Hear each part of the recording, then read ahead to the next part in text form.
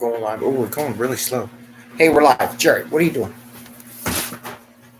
There goes the dog. Hey, good morning. 5 a.m. Mester Scrum. Hope you're doing well on today is a rainy day, and I don't know what Jerry's up to. Jerry's here, Bubbles here, waiting for dog cat fight here to go off in about a mini second here.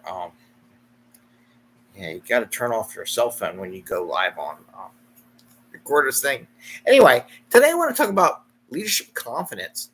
Watching my daughter's softball championship game yesterday, and she's a kid, but they seemed really off yesterday. And I was reflecting on something that the coach mentioned to me before the game on the way out, that he was really nervous, and I wonder if that nervousness got into the team. And not saying it was the only cause, but there was just they seemed like they didn't know what they were doing, and they were off centered and stuff like that. So. But I was reflecting on a Scrum Master that Scrum Masters have to be confident in what they do. And like within 5 seconds, they'll have to go to Kanban or some other system or leave what they're doing because they don't have enough confidence in what they're doing. So talk about that today. Confidence in what you're doing. And this is 5 a.m. Mester Scrum Show, and I am Greg Mester, Scrum Master and Agile Coach. And this is a bubble cat where we get clicks. Yeah, this is Big Bob's. She was sound asleep, and then I just woke her up. I'm such a mean person. Anyway, so here at the 5 a.m. Mester Scrum Show, we talk about tactical and practical ideas, things that affect you and your team, getting value to your customer, not working crazy hours there, and trying to get you home and have some fun, like tormenting a kitty cat. Yeah, I got to torment the cat, and there's a dog there who's very jealous because the cat's up here. But I don't know what he wants. But he's afraid of the lightning and thunder that's going on outside right now. So he's in here with me. So confidence in what you're doing as a Scrum Master and as an Agile coach, as a person, as a leader, can have repercussions on the team. Like I said last night, watching my daughter's softball team go through the championship game. They're one game out. And they lost to the best team. I mean, they lost the game, but they lost to one of the best teams in the field. So I'm like, you can't. I mean, if they would have lost last week's game, then I'd be upset. But they lost to a better team that has a bunch of traveling players on it all. But the coach said to me he was really nervous about the game, and I was trying to give confidence. Like, what are you nervous about? I mean, you guys played good all year. Everything's good. Just play the way you play. You've been playing. You're undefeated through the season.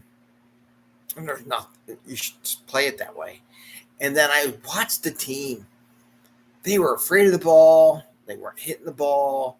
They were scared to throw the ball. There was a lot of things going on, a lot of nervousness. Like they didn't want the ball coming. They didn't want that pressure. And I kind of wonder if the coach's nervousness and lack of confidence in themselves leaked out into the field. And I would say the same goes to a Scrum team. When a Scrum Master doesn't have confidence in Scrum, doesn't have confidence in the process that they're building and how they build it. Now, you're going to learn and change as you go, but you got to have confidence in that improvement process, why we're doing what we're doing, understanding, and have that backlog. Well, we've done this before. It's not a big change. It's not something big. It's not something new.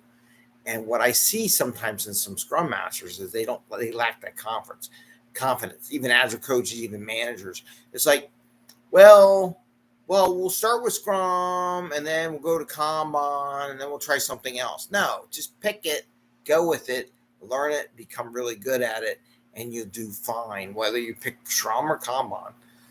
Don't pick one and say you're going to go to another one later on, because that's just going to screw everybody up. I even had years ago, I think I put on one of these shows where I was applying for a job as an enterprise coach, or was thinking about it. I called them and talked to them because I thought it was really weird, where the organization said they wanted to do less at first and then go to safe, right? I'm like, what the heck is that? Less is different from safe. It's a different way of setting everything up than safe is. They're both good. They both have their positives and minuses and stuff like that. But to have that lack of confidence in what they're going to do from the get-go is just going to set the teams off into a lack of confidence in how they're going to achieve their goals.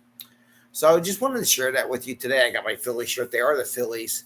They won all their games. They got a medal, which is nice, but they didn't get the trophy. Some girls were upset. Other girls weren't. This was their first year. I mean, there are a lot of first-year girls playing the sport, got all the way up to the championship game.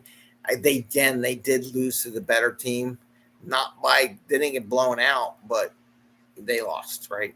But they played well. But again, I just noticed something where they seemed off last night. Even my wife were saying, yeah, just scared of the ball, scared of this, wasn't sure of themselves.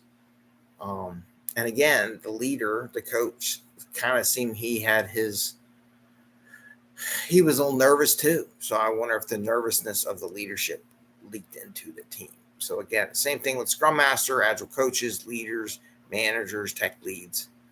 You got to have confidence in yourself. You got to have confidence in what you're doing, confidence in the process, because really baseball is a process too.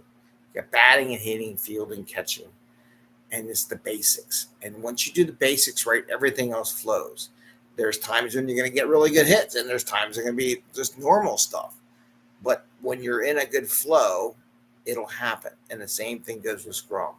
You want to have the basic Scrum stuff. Just do it the way it is. Have confidence. Then that will provide information and what you need.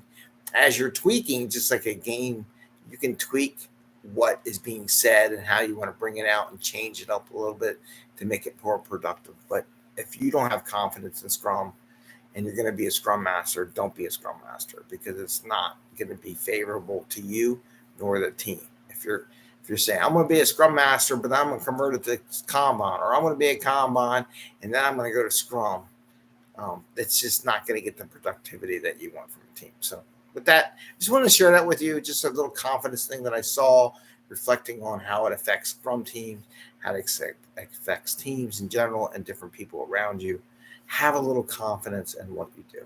All right, with that, I say happy Scrumming. Have a great day, and we'll see you tomorrow. Bubbles, do you need to show your face again? No, she's like, we were taking a bath. All right, take care, everyone, and see you next time. Bye.